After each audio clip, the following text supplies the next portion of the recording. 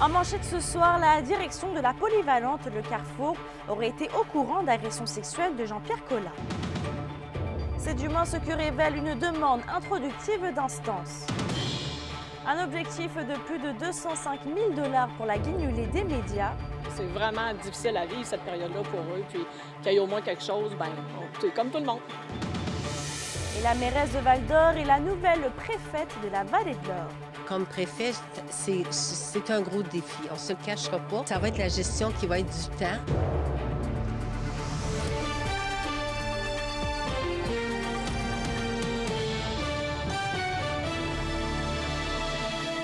Bonsoir et bienvenue au TVA de 18h. Dans le dossier de Jean-Pierre Collat, un ex-enseignant à la polyvalente Le Carrefour à Val-d'Or qui aurait commis des gestes à caractère sexuel sur des élèves, on a appris que la direction de l'établissement aurait été au courant de ces agissements. C'est ce qui ressort de la demande introductive d'instance déposée par le cabinet d'avocats de Jacinthe Boisvert en août dernier. Jacinthe Boisvert affirme avoir été agressée à 17 ans en 1987. On rappelle que Jean-Pierre Collat aurait agressé plusieurs victimes entre 1972 et 1993 à la polyvalente. Dans les faits divers maintenant, 4 hommes âgés entre 29 et 60 ans ont été arrêtés hier à la suite d'une perquisition sur l'avenue Terry Fox à Rouyn-Noranda. Les agents de la Sûreté du Québec ont saisi plusieurs stupéfiants, notamment de la méthamphétamine, de la cocaïne, des bonbons de cannabis illicite, de l'ecstasy, mais aussi du GHB. Les suspects dans cette affaire ont été relâchés. Des accusations reliées au trafic de stupéfiants pourraient être déposées contre ces derniers. Sur un autre sujet, la guignolée des médias approche à grands pas dans la région et c'est au tour de la ressourcerie Bernard Hamel à Rouyn-Noranda de dévoiler les détails entourant l'événement qui débutera vendredi. Et Alexandre, l'organisme se donne comme objectif d'amasser plus de 130 000 $. Absolument, Mélissa. Et ça, c'est seulement pour Rouyn-Noranda. Malartic, c'est 25 000 et Amos, 50 000 $.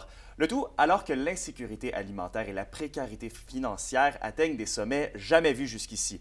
Pour son 23e anniversaire, la collecte tient vraiment à contribuer à faire du temps des fêtes un moment festif pour tous. Les besoins en aide alimentaire en forte hausse. On prévoit devoir distribuer plusieurs centaines de paniers de Noël de plus que par rapport à l'an dernier. C'est tout près de 800 inscriptions pour bénéficier d'un panier de Noël qui ont été comptabilisés jusqu'à maintenant. Tout ça alors que un Québécois sur 3 dit avoir vécu de l'insécurité alimentaire au moins une fois ces 12 derniers mois. Je vous laisse écouter Martine Dion et Geneviève Gagnon de la ressourcerie Bernard Hamel. Est-ce qu'on veut vraiment que le panier de Noël soit différent d'une distribution alimentaire normale? T'sais, à la cuisine, on a fait des tourtières, on a des groupes d'entreprises qui sont venus faire des tourtières, des ragoûts de boulettes. Tout le monde à Noël, c'est un spécial. On fait un gros party, on fait un souper, Fait qu'on veut que les personnes qui sont en situation de pauvreté, je m'excuse, là, mais c'est vraiment difficile à vivre cette période-là pour eux, puis qu'il y ait au moins quelque chose, c'est comme tout le monde. On a une prévision de 800 paniers comparativement à 550 l'année dernière. On a passé aussi des dépannages d'urgence, on en avait 17 par mois à plus de 80. Oui, on est à Rouyn-Noranda, mais on est une moisson, donc on envoie aussi des denrées à La Sarre, Ville-Marie, Témiscamingue, puis on a plus de 23 organismes accrédités à nos services. Et Alexandre, il y aura plusieurs points de collecte afin de permettre aux gens d'effectuer leurs dons. Oui, en plus des points de collecte traditionnels dans les supermarchés et les autres magasins, c'est le grand retour des points de collecte festifs qui sont prévus le 7 décembre. Il y en aura 2 à Rouyn-Noranda. Bien sûr, les denrées sont les bienvenues, mais l'organisme rappelle que les gens sont appelés à faire des dons en argent et des produits d'hygiène corporelle également. Le 7 décembre, c'est une grosse journée, donc on commence très tôt dans les rues. À partir de 5 h du matin, on va commencer à placer nos coins de rue jusqu'à 9 h le soir. Mais oui, ça vaut la peine. Ça nous prend cette journée-là pour être capable de continuer à faire notre mission au cours de l'année. On va être sur 2 coins de rue, en fait, parce que par le passé, on était à 5 intersections. Fait qu'on a dit, OK, on se ferait ça cette année, parce qu'il ne faut pas oublier que c'est beaucoup de travail, beaucoup de préparation. On ne sait jamais la température, ce que ça va dire. En tout cas, beau temps, mauvais temps. Chose certaine, Mélissa, c'est qu'on pourra vous voir au point de collecte festif. Je rappelle que l'équipe de TVA Abitibi-Témiscamingue prendra part à la collecte du 7 décembre prochain à Rouyn-Noranda et à Val-d'Or.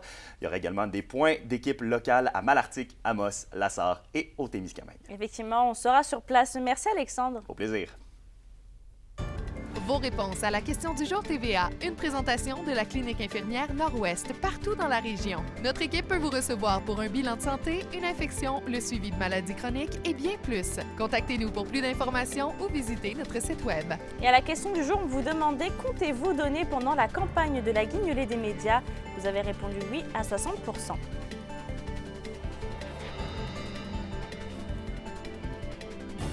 On passe dans le secteur minier maintenant, puisque le Conseil de la Première Nation d'Abitibi-Winnie de Picogan et le Conseil de la Nation Anishinaabe de Lac-Simon ont lancé ce matin une lettre ouverte pour dénoncer le manque de partenariat entre elles et la minière Sayona, ainsi que le gouvernement du Québec. Les Premières Nations déplorent également le fait que les principaux minéraux extraits par le Québec dans le cadre de sa stratégie minière se trouvent sur des territoires ancestraux autochtones, mais qu'aucune redevance n'est partagée avec les nations. Donc, le but de notre sortie, c'était justement avoir une rencontre avec la haute direction et maintenant établir une relation basée là, sur le respect, mais aussi du partage de la richesse de l'extraction des ressources qui se situent dans nos territoires non cédés, je rappelle. On a eu une première rencontre ce matin avec la haute direction, M. Bello, ici. Là. On a eu cette rencontre-là très rapidement dès ce matin. En politique, avec 30% d'appui à l'échelle de la province, le Parti québécois surpasse le gouvernement de la coalition Avenir Québec et est désormais en tête des intentions de vote. C'est ce que révèle un sondage Palace Data pour le compte de Québec 125 et du magazine L'Actualité publié ce matin. Et selon les données du site Québec 125, si des élections avaient lieu aujourd'hui, la CAQ serait en danger dans Rouyn-Noranda-Témiscamingue où une chaude lutte aurait lieu avec Québec solidaire et le Parti québécois. Pour ce qui est du comté d'Abitibi-Ouest, la députée caquiste Suzanne Blais serait à risque de perdre son siège au profit du PQ. Seule la circonscription d'Abitibi-Est serait garantie de rester entre les mains de la CAQ. Dans un autre sujet, c'est ce matin que s'est déroulé le Conseil des maires de la MRC de la Vallée de l'Or. La présentation du budget de l'année 2024 et l'élection du préfet et du préfet suppléant étaient à l'ordre du jour. Kémila Laliberté a les détails. C'était jour d'élection à la MRC de la Vallée de l'Or. Après 4 ans à titre de préfet, Martin Ferron laissera sa place en janvier prochain à Céline Brindamour, qui a été élue par acclamation. Selon la mairesse de Val-d'Or, qui sera la première préfète de l'histoire de la MRCVO, c'est un nouveau défi costaud qu'elle s'apprête à réaliser. Disons que j'ai quand même 2 ans là, d'expérience là, en tant que mairesse qui siège à la table là, du Conseil des maires. Par contre, comme préfet, c'est un gros défi. On ne se le cachera pas. Ça va être la gestion qui va être du temps. Ça va être de travailler en collaboration autant avec les mairesses et ainsi que M. Martin Ferron, qui a accepté d'être préfet suppléant. Par ailleurs, la MRC de la Vallée de l'Or s'apprête à débuter une année de changement. Avec un budget total de 22,7 millions, c'est l'amélioration en continu des opérations qui est visée. D'ailleurs, plus de la moitié du budget, soit 13 millions, est réservé à la gestion des matières résiduelles. Nous, nos coûts de gestion, d'opération n'ont pas changé. Mais on a des hausses depuis 2023, le budget 2023 et 2024. On a les prochaines années également des hausses significatives au niveau des pénalités, au niveau de chaque tonne enfouie. Alors, chaque fois qu'on enfouit une tonne, on doit payer un surplus à Québec. On enfouit trop, on ne recycle pas assez encore aujourd'hui et on composte pas assez. Mais toujours selon Martin Ferron, chaque citoyen doit faire sa part des choses. C'est collectivement qu'on a, ce matin, on a le constat, là, ça nous rattrape avec les pénalités imposées par Québec qui veulent vraiment imposer par des pénalités financières que si vous enfouissez, si vous polluez, vous allez payer plus. Bien, nous, nos opérations ne sont pas à la hausse. C'est le tonnage collectivement qu'on fait ensemble qui vient nous impacter sur le budget 2024. Pour assurer une meilleure transition des dossiers, Mme Brindamour, la nouvelle préfète, sera en fonction dès le 1er janvier 2024. Martin Ferron, de son côté, sera préfet suppléant. Kémilia Laliberté, RNC Nouvelles, à Val-d'Or. En économie, c'était jour de mise à niveau économique hier pour le gouvernement de Justin Trudeau. D'ailleurs, interrogé à ce sujet, le député bloquiste de la région, Sébastien Lemire, se dit très déçu. Entrevue d'Anthony Dallaire. C'est quoi peut-être la perception de député d'Abitibi-Témiscamingue à cet énoncé économique, disons-le, assez responsable? Bien, responsable, moi, je pense que je dirais plus conservateur dans le contexte où on sent une influence nette des libéraux qui ont peur des conservateurs dans le Canada anglais. Je pense que la vraie priorité des gens à l'heure actuelle, quand on pense à la crise du logement, à l'itinérance, il n'y a pas de réponse qui a été donnée. Il n'y a rien pour nos aînés, rien pour les entrepreneurs qui ont reçu le compte d'urgence puis qui n'arrivent pas à faire le remboursement de ce prêt-là. Ils sont très nombreux, même en Abitibi-Témiscamingue. Les mesures en logement n'arriveront pas avant 2025-2026, donc il est peut-être prévisible qu'ils ne seront pas en place quand les gouvernements, en tout cas pas dans le mandat actuel du gouvernement libéral. Donc, on sent que c'est pelleté par en avant et ça amène rien de concret pour les besoins des gens. Donc, moi, je pense que c'est un exercice qui était plutôt futile. Mais il reste tout de même que je vais quand même vous poser la question, M. Lemire, dans le contexte actuel, justement, avec l'inflation et tout, c'est pas le choix le plus judicieux, justement, de ne pas trop dépenser pour éviter qu'à la fin, on paye plus, là? On est dans un contexte de gouvernement minoritaire. Les prochaines élections peuvent être dans 2 ans encore. Donc, j'ai l'impression qu'on se crée une espèce de fausse marge de manœuvre présentement pour être capable de mieux distribuer des cadeaux dans 2 ans. Pour moi, c'est un peu prendre les gens en otage, particulièrement ceux qui en ont besoin, nos aînés, nos entrepreneurs et les gens qui sont en situation d'itinérance. Il aurait fallu investir partout. Et dans le contexte, on refuse de le faire. Je pense qu'il y a une fausse équilibre en ce moment des choses. Puis on subira encore les conséquences. Avec, je comprends, aussi peu de moyens, comment on fait pour concrètement, du moins, faire avancer certains dossiers? Là, comment ça marche? Bien, moi, les ministres qui sont concernés sont avisés. Une rencontre avec le ministre de l'Agriculture aussi prochainement sur toute la situation de la sécheresse qui a été vécue. Il faut apporter des solutions au changement climatique.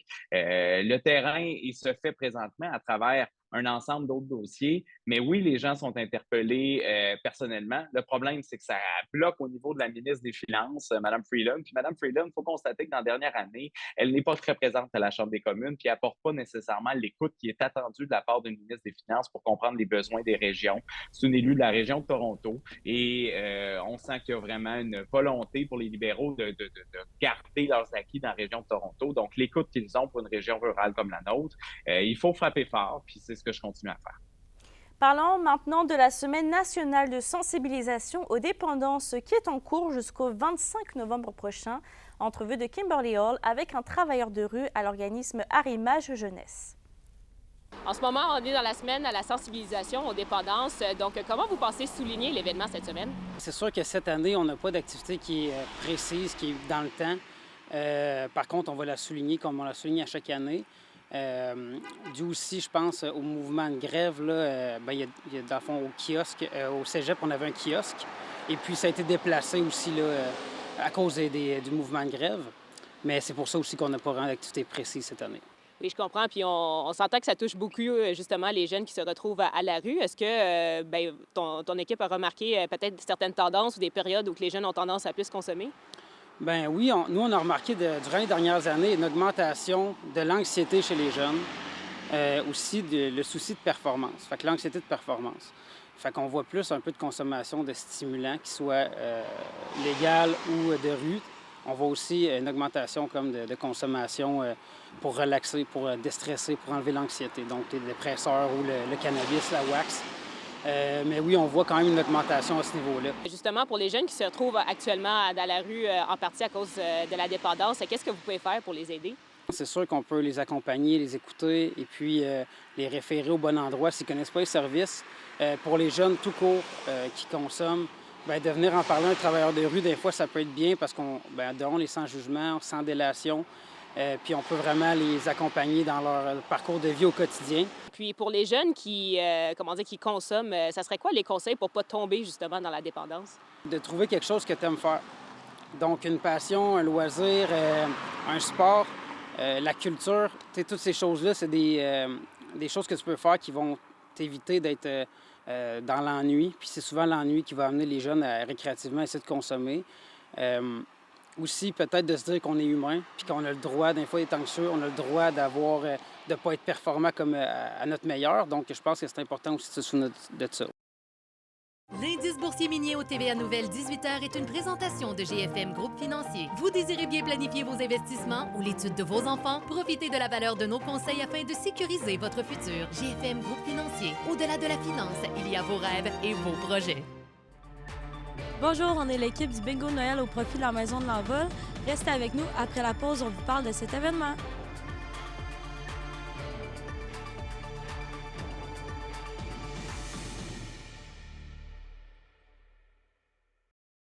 Les SADC de l'Abitibi-Témiscamingue et du nord du Québec vous présentent la bonne nouvelle économique TVA. C'est à Matagami le 7 novembre dernier que le commandant Robert Piché a partagé son témoignage inspirant avec les 70 entrepreneurs et citoyens présents dans le cadre de la Semaine de l'entrepreneuriat. Célèbre pour avoir réussi un atterrissage d'urgence en 2001, le conférencier a abordé les termes de la communication, la prise de décision, le leadership et l'importance du travail d'équipe. Cette activité a été organisée par la SADC en partenariat avec la ville de Matagami. Les SADC, partenaires de l'économie de la région.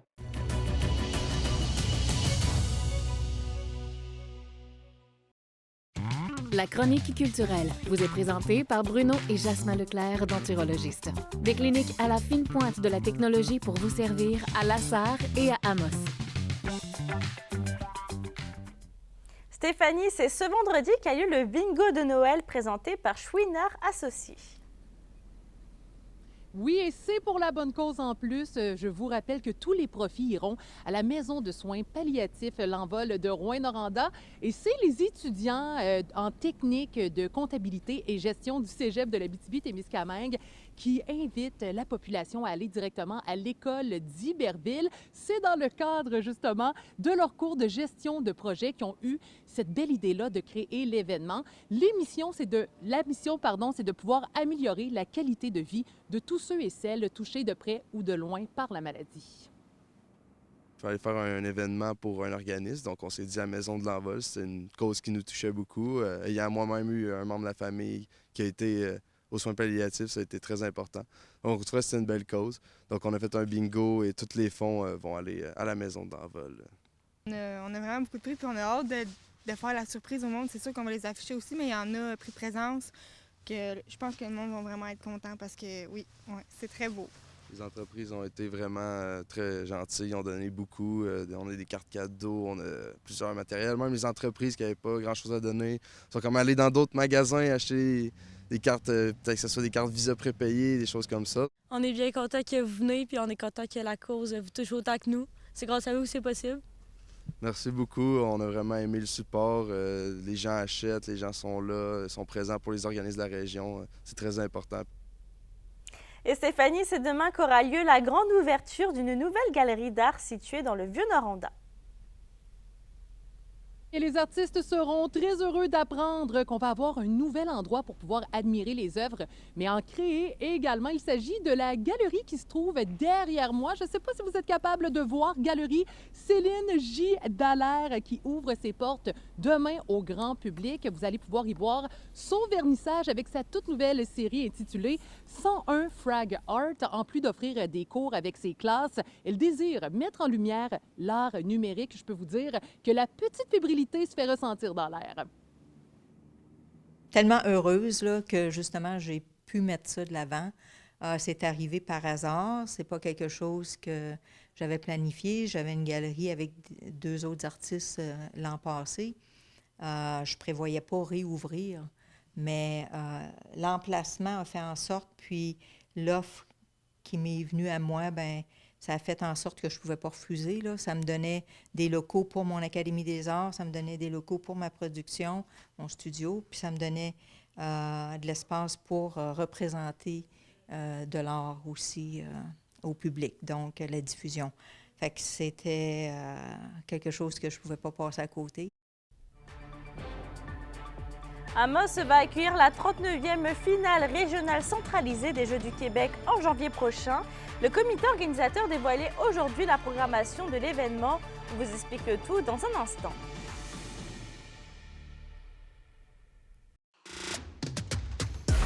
Les sports vous sont présentés par Thibaut GM, votre concessionnaire de confiance à Rouyn-Noranda, là où qualité et choix se rencontrent.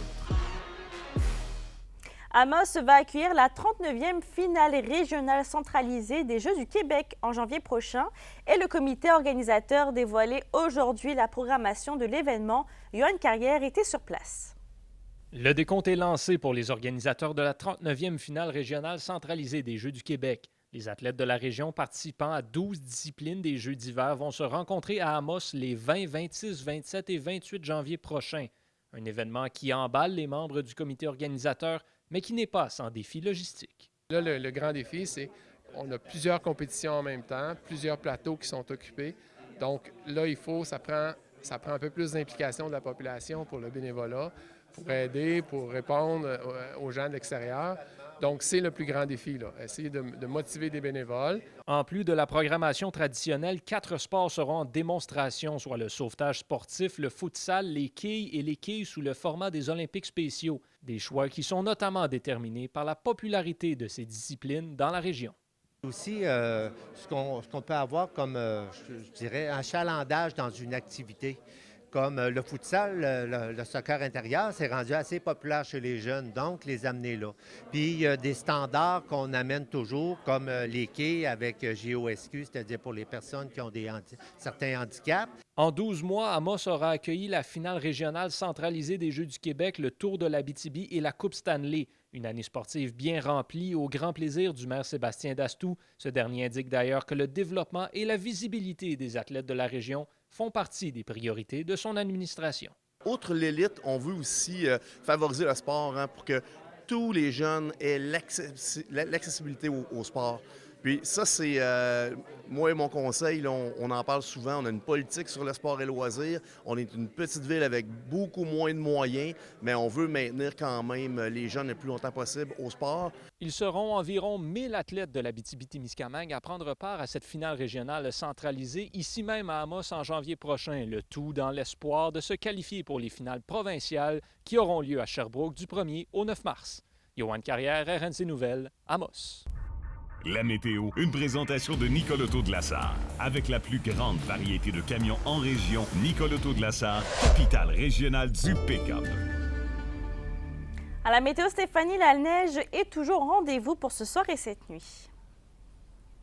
Oui, et on a des nuages pour l'ensemble des secteurs. En ce qui a trait ce soir et cette nuit, c'est quand même 2 à 4 cm de neige qui est prévu pour l'Abitibi avec moins 6 degrés, minimum de moins 5 pour le Témiscamingue. Pour demain, encore pour l'ensemble des secteurs, c'est de la faible neige intermittente, accumulation de 2 cm aux 2 endroits, maximum de moins 2 au nord, moins 2 au sud. Et en ce qui a trait, vendredi, c'est alternance de soleil et de nuages pour l'Abitibi et le Témiscamingue. On a quand même un maximum de moins 12 degrés. Je vous souhaite une très belle soirée et un très bon pelletage.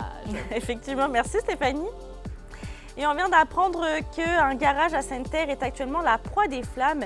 Les pompiers sont toujours sur place et la police s'occupe actuellement de la circulation.